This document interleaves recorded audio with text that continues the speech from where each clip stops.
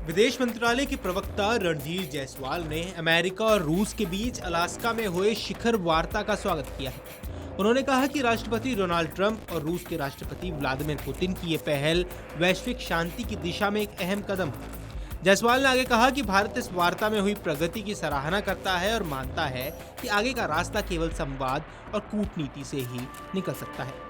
रणधीर जायसवाल ने आगे कहा कि मौजूदा समय में पूरी दुनिया की नज़र यूक्रेन युद्ध पर है और सभी चाहते हैं कि इस संघर्ष को जल्द से जल्द अंत किया जाए। जायसवाल ने यह भी स्पष्ट किया कि भारत की हमेशा से यही नीति रही है कि युद्ध किसी भी समस्या का समाधान नहीं है। उन्होंने दोहराया कि बातचीत और आपसी समझ ही शांति का सबसे बड़ा माध्यम है। अमेरिका के राष्ट्रपति डोनाल्ड ट्रंप और रूस के राष्ट्रपति व्लादिमीर पुतिन की अलास्का में हुई शिखर वार्ता ने पूरी दुनिया का ध्यान खींचा। यूक्रेन युद्ध की शुरुआत के बाद पहली बार दोनों नेताओं की सीधी मुलाकात हुई है। हालांकि बैठक को उपयोगी बताते हुए भी ट्रंप ने यह साफ किया कि फिलहाल कोई बड़ा समझौता नहीं हुआ है। उन्होंने कहा कि हम कुछ प्रगति की है, लेकिन हम अब भी पूरी मंजिल तक नहीं पहुंच सकते हैं। ट्रंप ने बातचीत को सकारात्मक बताते हुए कहा कि अगले कदम पर वे यूक्रेन के राष्ट्रपति ज़ेलेंस्की और नाटो नेताओं से चर्चा करेंगे।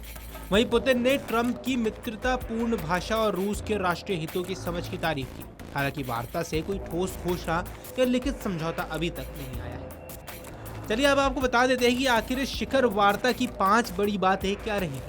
सबसे पहले ट्रंप ने यह स्पष्ट कहा कि अभी किसी बड़े समझौते पर मुहर नहीं लगी है और उन्होंने स्वीकार किया कि कई मुद्दों पर मतभेद बने हुए हैं और उन्हें दूर करने के लिए आगे और ज्यादा बातचीत करनी होगी। साथ ही उन्होंने कहा कि हमने प्रगति की है, लेकिन ये पर्याप्त नहीं है। जब तक सब कुछ तय नहीं होता है तब तक कोई डील नहीं मानी जाएगी। वहीं वार्ता के बाद ट्रंप ने कहा कि चीन पर रूसी तेल खरीदने को लेकर टैरिफ फिलहाल टाल दिए गए हैं। उन्होंने कहा कि आज की बातचीत के बाद मुझे फिलहाल इस बारे में सोचना नहीं पड़ रहा है। हालांकि भारत पर उन्होंने कोई टिप्पणी नहीं की। अमेरिका ने पहले ही भारत पर 50% का टैरिफ लगाया हुआ है, जिसमें 25% रूसी तेल आयात पर पेनल्टी है। रूसी राष्ट्रपति पुतिन ने ट्रंप की तारीफ करते हुए कहा कि बातचीत दोस्ताना माहौल में हुई है। उन्होंने कहा कि ट्रंप ने रूस के राष्ट्रीय हितों को समझा और सम्मान दिया। हालांकि ट्रंप ने सार्वजनिक मंच से यूक्रेन में रूस के हमलों में नागरिकों की मौत पर कुछ नहीं कहा, जिस पर कई अंतर्राष्ट्रीय हलकों में भी अब सवाल खड़े हो रहे हैं। वार्ता के बाद संयुक्त प्रेस कॉन्फ्रेंस केवल 15 मिनट चली, जिसमें दोनों नेताओं ने सामान्य कूटनीति बातें दोहराई। किसी ठोस उपलब्धि या लिखित सहमति की घोषणा नहीं हुई है और इससे साफ है कि दोनों पक्षों में अभी भी गहरे मतभेद कायम है और समझौते का रास्ता लंबा है।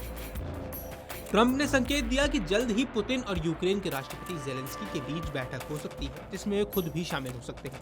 हालांकि उन्होंने ये नहीं बताया है कि बैठक कब और कहां होगी।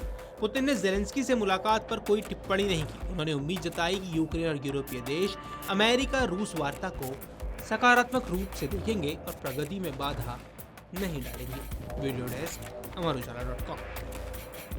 अगर आप ये वीडियो YouTube पर देख रहे हैं तो हमारे चैनल को सब्सक्राइब कर बेल आइकन दबाएं और Facebook पर देख रहे हैं तो हमारे पेज को लाइक करें।